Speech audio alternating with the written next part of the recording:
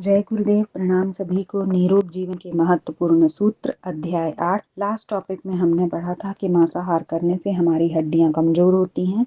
आइए इसी श्रृंखला में आगे बढ़ते हैं। मांसाहारी अल्पजीवी होते हैं। मनुष्य को कितने समय तक जीवित रहना चाहिए और उसकी स्वाभाविक आयु क्या है, इस संबंध में कोई निश्चित सिद्धांत अभी तक नहीं बनाया जा सका है, क्योंकि कई व्यक्ति 100-150 वर्ष की उम्र तक जीवित रहते हैं, तो कई पैदा होते ही मर जाते हैं। इस स्थिति में औसत आयु तो निकाली जा सकती है, परंतु मनुष्य की स्वाभाविक आयु ज्ञात करना असंभव नहीं तो अति दुष्कर अवश्य ही है। विज्ञान ने जहां कई दिशाओं में अपनी अन्वेषी दृष्टि दौड़ाई, वहीं पिछले दिनों इस दिशा में भी प्रयास हुए। वैज्ञानिकों ने कई प्रयोग और पर्यवेक्षणों द्वारा यह जानने का प्रयास किया कि मनुष्य को कितने वर्षों तक जीवित रहना चाहिए। उसके भिन्न भिन्न निष्कर्ष भी प्राप्त हुए, परंतु सर्वाधिक प्रामाणिक और विश्वसनीय सिद्धांत समझा जाता है विख्यात वैज्ञानिक जॉर्ज फन लंबे समय तक और कई प्रकार से किए हुए प्रयोगों के बाद प्राप्त परिणामों के आधार पर इस निष्कर्ष पर पहुंचे कि जितने काल में किसी प्राणी की हड्डी प्रौढ़ होती है, उसमें 5 गुनी अवधि को उस प्राणी की स्वाभाविक आयु माना जाना चाहिए। इस हिसाब से मनुष्य की आयु 125 वर्ष के करीब होती है। डॉक्टर डेविड कपूर ने भी इसी तथ्य की पुष्टि की। उन्होंने कई प्राणियों के जीवन चक्र का अध्ययन किया और बताया कि जितने समय में वह पौढ़ता प्राप्त करता है, उससे 5 गुना स्वाभाविक रूप से जीता है। यथा घोड़ा 5 वर्ष में पूरी ऊंचाई का पहुंचता है, अतः 25.30 साल तक जीता है। ऊंट 8 वर्ष में युवा होकर 40 साल तक, कुत्ता 2 वर्ष में विकसित होकर 10 वर्ष तक, हाथी 40 वर्ष में पूर्ण विकसित होकर 200 वर्ष तक जीता है। यह नियम प्रायः देखा गया है। इसके अपवाद भी मिलते हैं, लेकिन जानवरों में इसी तरह के अपवाद होते हैं कि वे अधिक समय तक जीते हैं। इस हिसाब से मनुष्य की आयु न्यूनतम 100 से 125 वर्ष होनी चाहिए, क्योंकि वह 20 से 25 वर्ष तक ही प्रौढ़ होता विकास प्राप्त करता है। वैदिक ऋषियों ने भी गाया है, जीवेम शरद शतम, हम 100 वर्ष तक जिएं। सुश्रुत ने पूर्ण आयु, मध्यायु और अल्पायु भेद से 3 मान निर्धारित किए हैं। उन्होंने 16 वर्ष तक बाल्यकाल, 70 वर्ष तक मध्यायु और 100 वर्ष को दीर्घायु कहा है। चरक ने सूत्र स्थान नामक ग्रंथ के 27वें अध्याय में 3600 रात्रि 100 वर्ष तक जीवित रहने की मनुष्य की स्वाभाविक आयु बताया है। प्रश्न उठता है, फिर मनुष्य अकाल काल कवलित क्यों होता है? उसका एकमात्र उत्तर है अपने अनुपयुक्त आहार विहार के कारण। खास तौर से मनुष्य की खान पान संबंधी आदतें इस बुरी तरह बिगड़ी हुई हैं कि वे स्वास्थ्य और यौवन का सफाया करके रख देती हैं। मनुष्य स्वस्थ रहने के लिए स्वाद के लिए खाता है, और स्वाद के पीछे यह भी नहीं देखता कि जो कुछ खाया जा रहा है उसका हमारे स्वास्थ्य पर, हमारे अंतःकरण पर क्या प्रभाव पड़ेगा।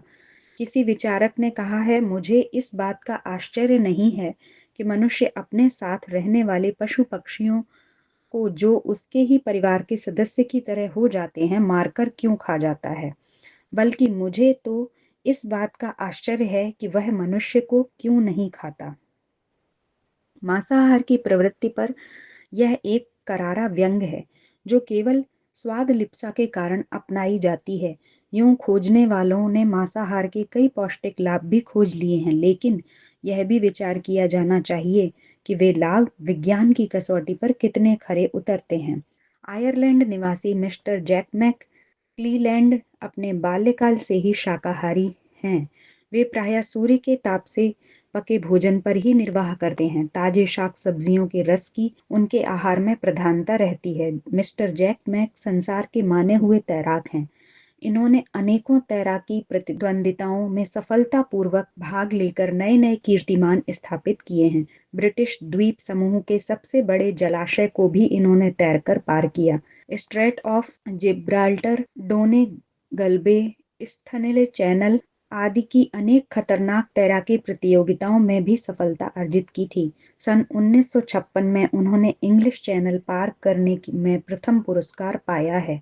साइकिल चलाने में भी उन्होंने अंतर्राष्ट्रीय पुरस्कार प्राप्त किया है। जनवरी 1958 ईस्वी के किडिर मिनिस्टर ब्रिटनी निवासी दो सगी बहनों का देहावसान 99 दिन के अंतर से हुआ। बड़ी बहन जैन वेडलैंड 105 वर्ष एवं छोटी बहन कैरोलीन 102 वर्ष की होकर मरी।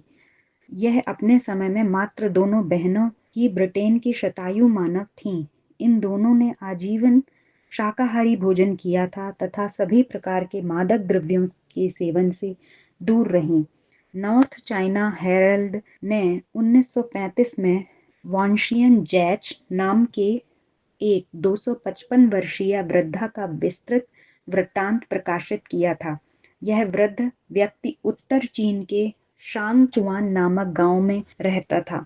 वह दिन में केवल 2 बार भोजन करता और प्रायः फलाहार व शाकाहार का सेवन किया करता था। लंदन का थॉमस कार्ड नामक व्यक्ति 207 वर्ष तक, इंग्लैंड का थॉमस पेरी 152 वर्ष तक, फ्रांस की कॉप्टेस डेरमंड कैथराइन 145 वर्ष तक, पेरुविया का कैलियम 140 वर्ष तक, अमेरिका निवासी लुई रस्को 120 वर्ष तक, लेगोस का सवीना 120 वर्ष तक जीवित रहे। वे सभी शाकाहारी थे। मांसाहारियों में इतनी लंबी आयु के व्यक्ति अभी तक ढूंढे नहीं जा सके। टी जेनकिंस सन 1500 में पार्कशायर में पैदा हुआ था और 170 वर्ष की आयु पाकर 1670 में वह दिन में एक बार 1 बजे शाकाहारी भोजन करता था। टी स्वॉर के दीर्घजीवी डेसीन 164 वर्ष की आयु तक जिए। उनका खानपान और रहन सहन अत्यंत सादा था। उन्होंने संपूर्ण जीवन में कभी भी मांस मछली नहीं खाया।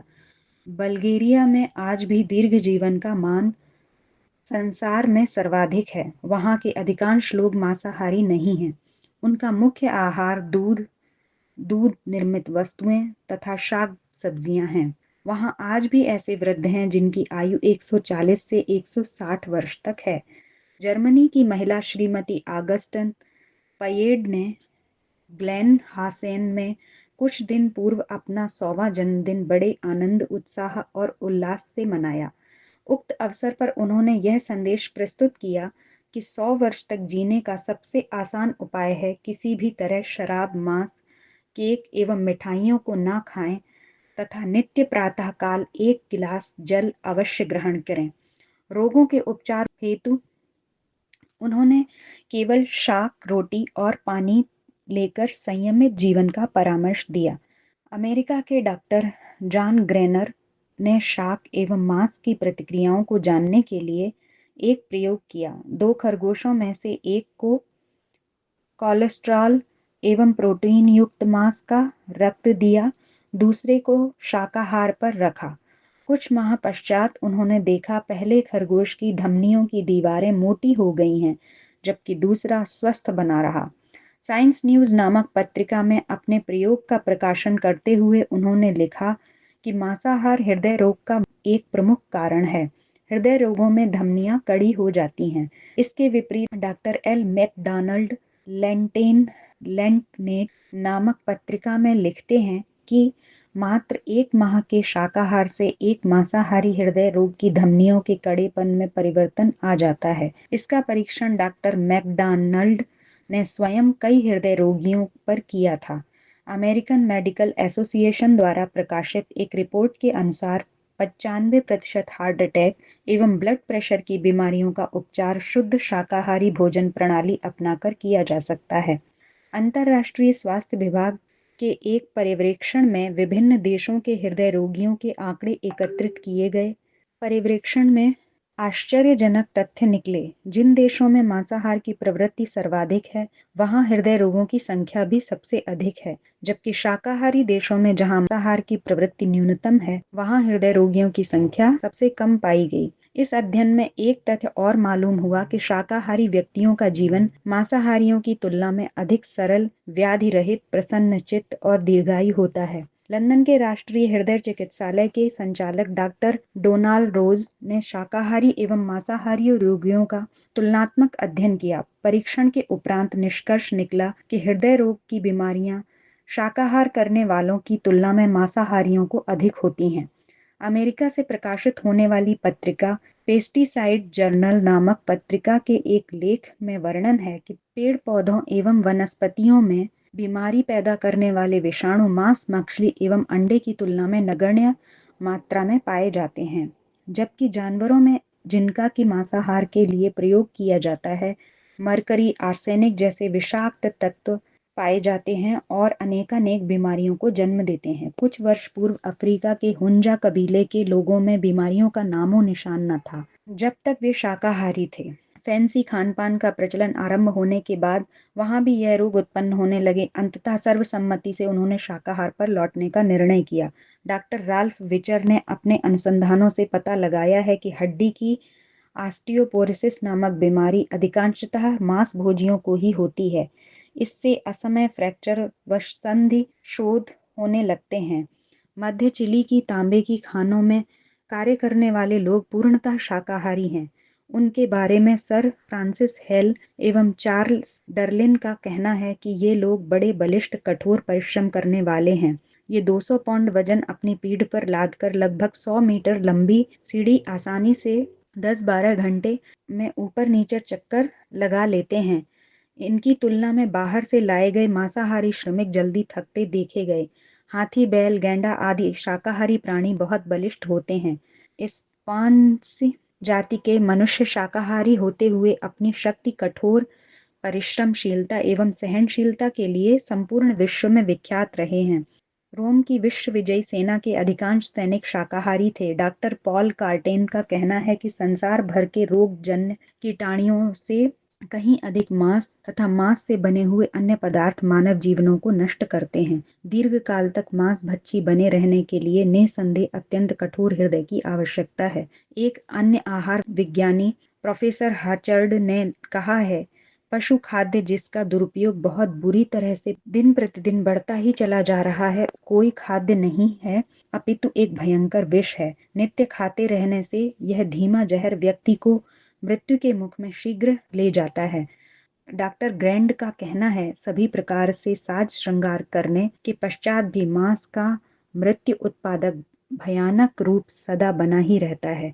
डॉक्टर ओ जेड होमिश का कहना है, यह निश्चित ही कितने आश्चर्य की बात है कि अपने पेट में किसी पशु के शव का टुकड़ा रखकर भी आप मनुष्य का शव भक्षण करने वाले पॉलिनेशियन की चर्चा करते हुए भय से सिहर उठते हैं।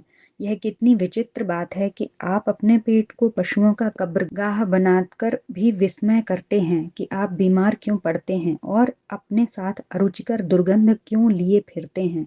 क्या आप प्राकृतिक कार्य प्रणाली से इतने अनभिज्ञ हैं? प्रख्यात मनःशास्त्री प्रोफेसर शिराफी एम लिखती हैं कि मनोविज्ञान का झकझोर देने वाला तथ्य है कि मांस भक्षी भी उसी प्रकार की सड़ांध से भरा रहता है कि जैसे कोई कब्र। डॉक्टर जेन ओल्डफील्ड ने अपनी सभ्य लोगों का भोजन नामक पुस्तक में लिखा है, मुझे मांस खाए हुए 25 वर्ष से अधिक समय व्यतीत हो गया है। मैंने निरामिष तथा आमिष दोनों प्रकार के भोजनों की भली प्रकार परीक्षा कर ली है। मुझे यह विश्वास हो गया है कि उच्च कोटि का और सभ्यतापूर्ण जीवन व्यतीत करने के लिए आमिष भोजन को त्याग कर निरामिष भोजन अर्थात फलाहार करना चाहिए। वेदों में भी कहा गया है कि अविवेकशील और मूढ़ यजमान पशु अंगों से हवन करते हैं और यह निश्चित ही मूर्खतापूर्ण और निंदनीय है। अपने से आत्मयज्ञ को करने वाले महापुरुष को बतलाइए, वे ही परमात्मा को सत्य स्वरूप का उपदेश करने के योग्य हो सकते हैं।